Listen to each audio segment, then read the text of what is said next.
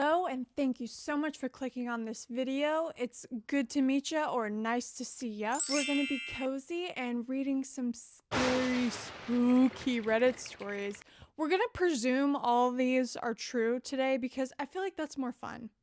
So that's what we're gonna do. Yes, I know 99% of the internet is fake, but it's more fun if we think the stories are true, okay? I want to be scared. And also, if I start crying during this video, I'm sorry. I don't know if anyone else is like this, but like if I'm reading or thinking about something really scary, I start to tear up.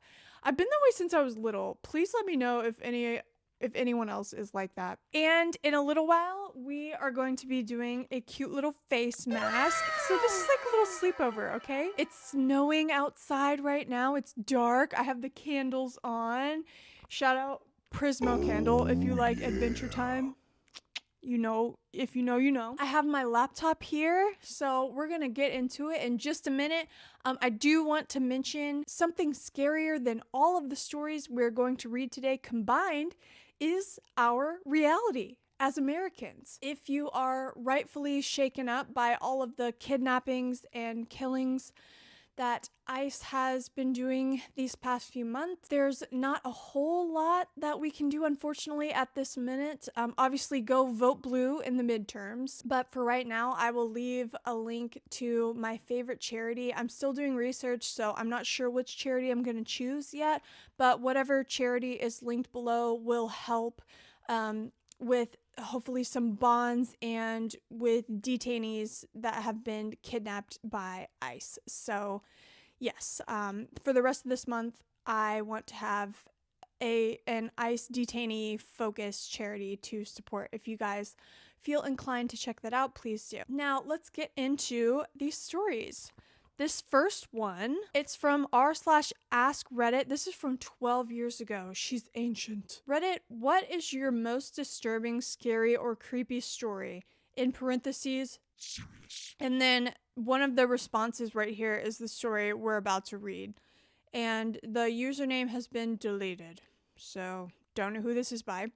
But it says, about 2 years ago, I was driving home from a family reunion pretty late at night, and the drive was about 2 hours. I didn't stay the night because I had to be back for work the following day.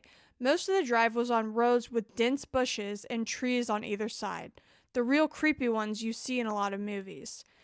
It honestly, I'm sorry to interrupt this already, but it is truly terrifying when you're on like a back road at night and there are trees and bushes everywhere. It looks terrifying. What nightmares are made of. Anyway, I had been driving about 45 minutes and I was starting to get really tired. You know how sometimes you just suddenly become really tired out of nowhere?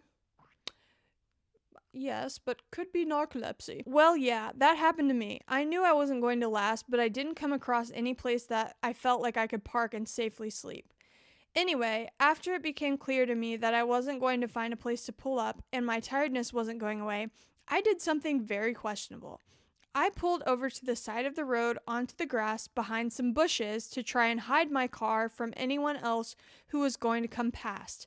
The roads weren't empty. I came across another car every few minutes or so. I made a mental note that the time was 11:22 and then I fell asleep. Hey, already? I mean, you admitted it in the story, questionable decision? Yeah. Don't park on the side of the road, bud. Pack a Red Bull. When you're in that situation, always have a Red Bull or some kind of caffeine in hand and just chug that. Chug a lug a lug. Because sleeping on the side of the road, no. We're not doing that. Sometime later, I was awoken by a scratching sound. Huh? Absolutely not. I would have peed my pants or passed out or both. I looked at the clock, 11:50. The sound stopped after a few seconds, and because I was extremely tired, I didn't bother looking around and simply went back to sleep. Huh? That didn't wake you up? The adrenaline of hearing a scratching sound on your window in the middle of nowhere and waking up to that didn't get your adrenaline pumping and you're not going to look around? I was later awoken by the same sound, and it was now 12:40. Yeah, I mean, I would have driven off, brother. This time, it really freaked me out because the sound didn't stop. The thought ran across my mind that it was just an animal inspecting the car, but why would it return almost an hour after it had left the previous time? Great question. Don't know. I looked in my rearview mirror and just managed to catch a glimpse of something running away into the forest. Um, okay. Now, at the same time, I thought it was the damn hook killer. You know, the one that scratched that couple's car and then slaughtered the guy when he got out to investigate? No, I'm not aware of that one. F that, I thought to myself, so I got the heck out of there. There was a bend no more than 100 yards up the road, and as I came around it, there was a car parked off to the side of the road with the driver's side door open. I slowed down just to look and see if anyone was in there. There wasn't. Then I looked in my rearview mirror. I didn't see anything, and all of a sudden, this guy comes sprinting around the corner. He starts screaming at me, shouting stuff like, Hey you, get the F out of your car now! I noped the F out of there and sped off. I never saw that guy again. Moral of the story, don't sleep on the side of a deserted road.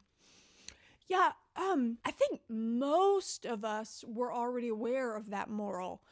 Don't sleep on the side of the road in the middle of bumfuck nowhere with no signal and trees everywhere. I think most of us already knew that, but thank you so much. Yeah, that's terrifying. That is terrifying. And seeing the dude out of the car, I can't even imagine what would have happened if you had stayed there. Like that is really terrifying. People are seriously like crazy, man. You really cannot trust anywhere. And I don't know how people, like I've seen people who do van life or whatever, but they'll do it in like their cars and stuff. And I understand that sometimes necessity, you have to sleep in your car, but that is so terrifying. I don't know how anyone gets over that fear and falls asleep. Like I feel like I would be awake for hours in my car, being like, oh God, oh man, at every little sound. I don't know how people do that. But anyway, next story. Okay, this is another one from Ask Reddit. Someone asks, what is the creepiest real life story you know that still sends chills down your spine? And that was from 5 months ago. 4 months ago, someone asked Skeeter on my Peter wrote, was about 7 or 8 years old and went with my family to this man-made lake, Family Park Place in South Georgia. Basically a big dugout pond that the owner put a bunch of beach and sand palm trees around and charged admission for people to come, park their cars, grill, and swim for the day. Also had a big, unsafe as hell water slide that kids got hurt on. Lovely. Very Midwest Southern family vacation core. I love that. So where my family would park was in front of this little island that was a clump of sand about 30 yards off the shoreline. I was not the best swimmer, but the depth was just above my head, so I could bob up and down and bounce out to this island. Bouncing out to that little island one day we were there, my foot came down onto what felt like a fence. Felt what was a nose on my toe. Ew. The thing I remember is the feeling of hair flowing between my toes. That feeling of fine hair waving in water. I know that feeling. Good descriptor. I freaked out and for the longest time just sat on the shore. I was a little kid and did not think anything about it. I can still remember the scared parents going around yelling this kid's name, asking if anyone had seen this little boy. They pulled his body from under the water right in front of that island. I'm 47 now and can still remember that feeling of the hair between my toes. Okay, that is legitimately disturbing. The fact that you most likely felt a dead body when you were like 7 or 8 years old and you stepped on it, that is horrifying. Okay, before we get to the next one, let's do a little face mask. Wait, did I kind of hit that note? No! Yeah. This face mask I got from my mom. She had a couple of extras. It's Peach and Lily Glass Skin Ginseng Collagen Mask. This is it.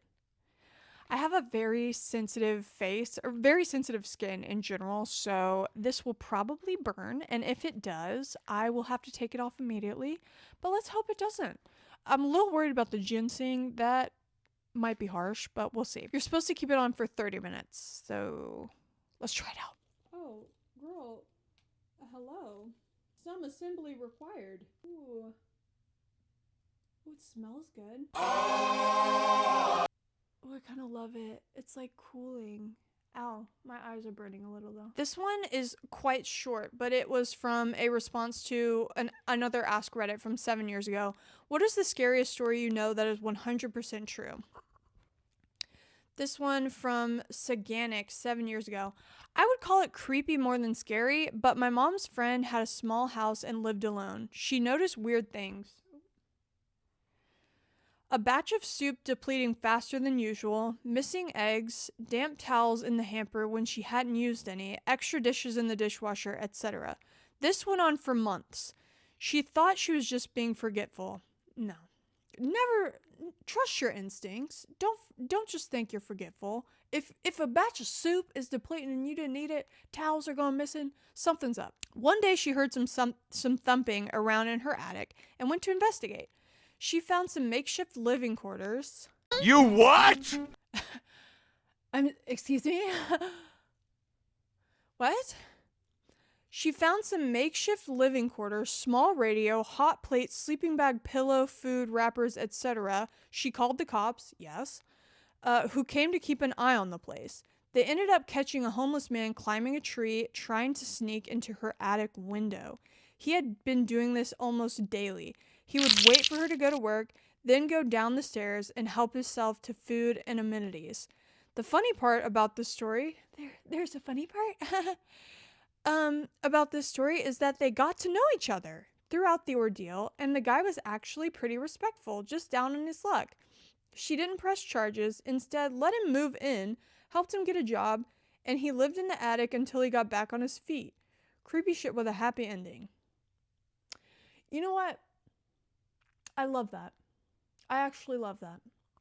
That lady, this might be the chillest person. This woman who owned the house and let the dude stay there, that might be the chillest woman who's ever walked this planet. The chillest human, not just woman, chillest human who has ever walked the planet. She let him stay there after creeping around in her house until he got a job.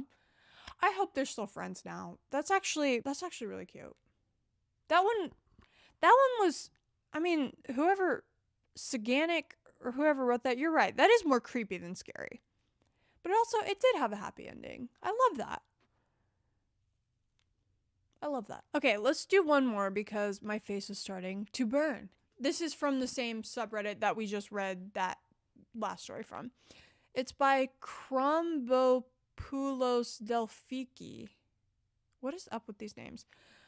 A female friend in college disappeared from a party at another university in the city town 25-ish miles north of our school. She had arrived with another friend who I believe had driven. At some point, she split off to play cornhole or something. Again, Midwest Southern coded. I love that. She had arrived with another friend. At some point, she split off to play cornhole or something and was later inexplicably gone. Phone calls went to voicemail, police were called, but she was simply missing. About 10 days later, she was found by a homeless man who witnessed her crawling up to a bus stop in the city begging for help. She had a broken leg and an arm and was in very bad shape. Oh my gosh. At the quite large party, she had her drink secretly drugged and was then led off by a group of men into their vehicle. She was taken into their apartment where she was drugged, repeatedly assaulted, and locked in a small room in between with a bucket to use as a bathroom. So she was kidnapped. Okay, I'm taking this off. So she was kidnapped. At one point, after being injected with heroin and assaulted, she somehow managed to convince one of her captors to allow her to use the actual bathroom to clean herself up. This bathroom had a small window to the outside, and with the shower running, she managed to squeeze out and fell from the third story into a large bush. From there, she crawled from the apartment complex to the road and bus stop where the homeless man saw her and called the police. Thank you for calling the police to that man. Many cars stopped upon seeing her, making her captives unable to recapture her. Okay, this is what community does, people. When you see something, say something, be a part of it, okay? 3 men were later arrested for the crime after surveillance cameras allowed police to locate the apartment which she jumped from. She returned to her university almost 2 years later, graduated, and became a nurse. Yay! She was obviously traumatized, never partied again, carried a gun everywhere she could, and somehow moved on with life. It was a terrifying tale none of us ever forgot. She was an 18-year-old freshman when the incident happened. Oh, that's awful. But that just goes to show you the strength of that people possess, especially women, when they're faced with that kind of depravity and that kind of crime. The strength that woman had. She tricked her dumbass captors, and she got out by jumping out of a window from a 3-story building. That is insane. And the strength that she had, not only she survived that whole ordeal, but then she moved on, graduated, and became a nurse, which is another very hard job, taking care of other people. Kudos to that girl. That girl is incredible. What an incredible human being to go through all of that and come out on the other side. And just another thing, she was 18 years old and she came out of that on the other side. That is just incredible. I feel like that's a good story to end on because she persevered. She came out on the other side. She became a nurse. Thank you so much for that. We need all the nurses, but that's incredible. And thank you guys for sitting here while my face burns and reading these stories with me. Thank you for being here. Hopefully in a few days, I will have a cozy little vlog up for you guys too.